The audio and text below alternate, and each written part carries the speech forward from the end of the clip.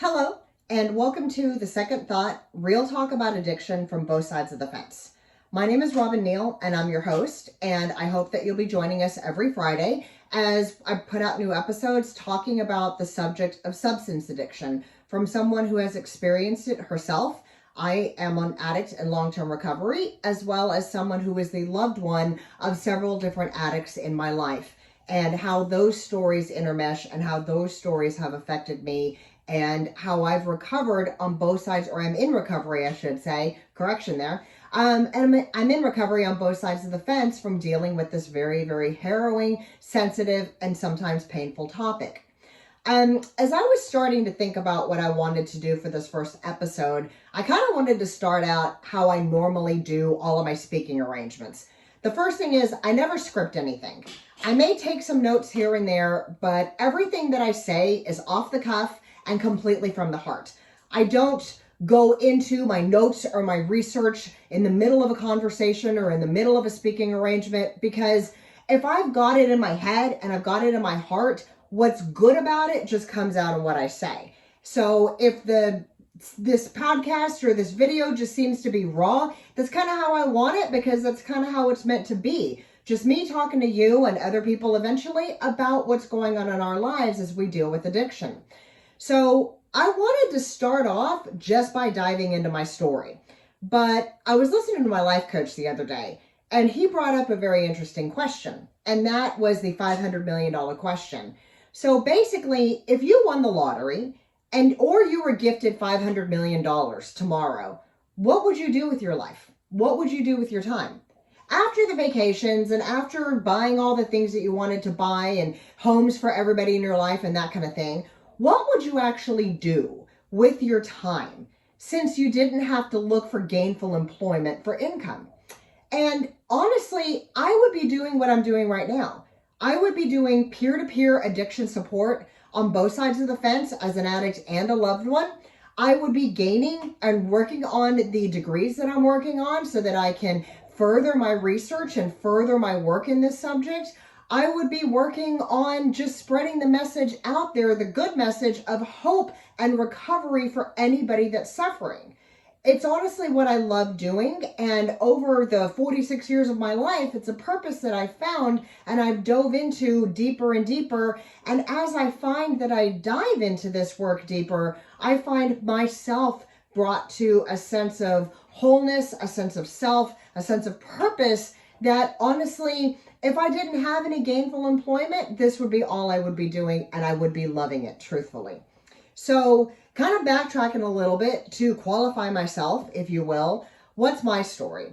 Trying to sum it up in a couple of minutes, I am the child of addiction. My father was an alcoholic as well as a heroin addict. And my older brother, who is 14 years older than me, was also an alcoholic and a heroin addict. I myself became an addict at a very young age. I started when I was around 11 years old and continued through 14 years of active addiction until I was 25 years old. Since those 20 years, I have worked on my recovery. I have worked on myself. I have worked on every single sense of my mental, my emotional, as well as my physical health, so that I could be the person that I always was meant to be, taking out those 14 years of active addiction. Through my life, I did take the circumstance to marry a person in active addiction. We ended up divorcing, so I am the ex-wife of an addict.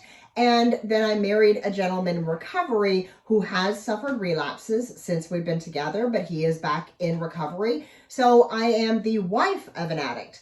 And through all of those situations, I have learned so much. I've learned about myself. I've learned about life. I've learned about love. I've learned about experience. I've learned about pain. I've learned about the things that can set us back, but I've also learned about the things that can spring us forward amazingly. So that's what I want to do with all of these broadcast communications and any of the media that I utilize in order to put my message out there, my topic out there. I just want to spread a message of hope. Because through my life, I've been torn down so many times, be it myself through my family members and painful experiences there, going through my father's addiction and my brother's addiction as a child, and then growing up a little bit as frankly, a child myself when I started, picking that up and having to run with it and going through my formative years, not knowing who I was, not knowing how I wanted to be, not knowing how I should be, and then questioning every single thing that was going on inside of me and about me. Because one of the things about myself is I'm also a person that lives with a mental disease. So besides addiction. So along that, through my formative years, I had no idea about anything. And when I hit my rock bottom when I was 19 years old, I wanted nothing else than to not exist.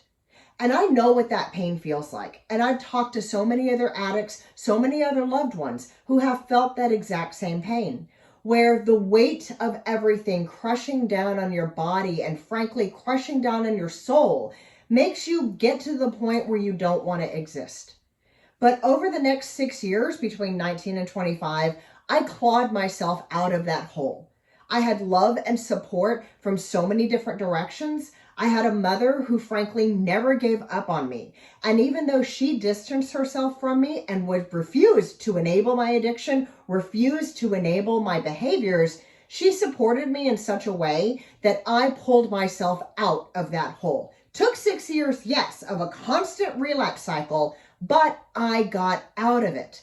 And it was those experiences learned in those 6 years. And then in the 20 years since, working with different addicts, working with families, where I feel like I've got something that I can share with the world to help, to give hope, and to give support out there. Long story short, knowledge and the service of others were the two things that saved me, both as an addict and as the wife, an ex-wife, well, then wife, of different addicts. Because if you know nothing about what you're facing, you're going to be put in a situation that's frankly going to be hellacious. You're going to be up against an enemy in a war that you don't know anything about, in a war that you may or may not be capable of fighting because of a lack of knowledge. And let's be honest about this. When we're talking about addiction, we're talking about a war, a physical, mental, and emotional war that as an addict, I fight every single day. But I fight it with resilience and hope, and those are my main weapons against. So the knowledge that I have gained and the service from others, people like my mother, like my sponsors that never gave up on me, like my counselors, my therapists, my psychiatrists, people that never, ever enabled me, but they also never let me down. It was those people that got me through. And as I get to serve as a peer-to-peer recovery specialist, as I get to serve as a sponsor, as a mentor, as a coach to other people walking this road of life, I make the conscious effort and choice never to enable, but never to give up on them also. Just like somebody did for me a long time ago, a short time ago, that got me through all of the most harrowing aspects of my life, I want to do that for other people. So that's my goal here. And like I said, I'll be bringing its podcast out every single Friday with main episodes. Mainly there'll be story episodes or interview episodes, as well as different knowledge and informational episodes here and there sporadically based on the time, based on the season, based on different topics that come up. So I hope that you will join me every single Friday for a real talk about addiction from both sides of the fence. And I want to leave you with this closing thought. No matter what the situation, your recovery journey is your journey. This is you doing for you, nobody else. If whatever you hear or see or read is helping you, if it resonates with you, if it delivers a healing message that you feel, then that's all that matters. Don't ever let anyone tell you that you're doing it wrong if you're healing. If you're stuck, you may look for another way. You may look for another piece of information, another person to talk to, another program, and that's fine. Keep searching until you find your right way. But the point is, no way is going to be the same for two people. Everybody's story is different in addiction. Everybody's story is different in recovery. Every loved one's story is different, and what they've gone through, what they allow themselves to go through, what they allow themselves to feel, and what they have had placed on them with expectations. So no matter what, always understand this is your journey. And if there's something out there that's helping you heal, then it is not wrong. Whether it's a program that you like that somebody else doesn't, an author, a speaker, a way of thinking, a religion, or a spiritual practice, whatever it is, if it is healing you, then that's all that matters. There is no right or wrong in the recovery world. There is only helpful and hurtful. And if something is helpful, pick it up and run with it. If something is hurtful, back away from it and potentially find a new way, a new means, or maybe revisit it at a later time depending on this change situation. You never know. But whatever this is your journey. Whatever it looks like, this is your journey. Find the people there that can support you and stick with it, because your recovery journey is for you. And no matter what, nobody on this planet can ever take that away from you. So thank you, and I hope you join me every single Friday. And between now and then, namaste.